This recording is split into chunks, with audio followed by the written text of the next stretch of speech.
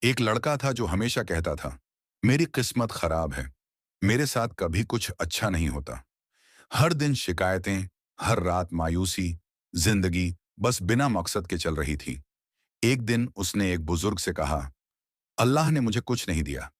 بزرگ مسکرائے اور بولے، اللہ نے سب کچھ دیا ہے، بس تم قدم نہیں اٹھاتے۔ یہ بات سیدھے اس کے دل پر لگی اور پہلی بار اس نے خود کو سچائی سے دیکھا۔ اس رات وہ روتے ہوئے بولا، یا اللہ، میں بدلنا چاہتا ہوں، میری مدد کر۔ اگلی صبح وہ ایک نیا انسان تھا۔ پہلا قدم انوشاسن، دوسرا قدم صاف نیت۔ وہ گرتا بھی تھا لیکن رکتا نہیں تھا۔ ہر مشکل کو چنوتی سمجھ کر کھڑا ہو جاتا۔ لوگ پوچھتے، تم اتنی جلدی کیسے بدل گئے؟ وہ مسکرا کر کہتا، جب انسان سچ میں کوشش کرتا ہے، اللہ اس کے لیے سارے راستے کھول دیتا ہے۔ اسے سمجھ آ گیا، بدلنا مشکل نہیں، مشکل صرف پہلا قدم ہوتا ہے۔ اور جب اس نے وہ پہلا قدم اٹھایا، اللہ نے اس کی پوری زندگی بدل دی۔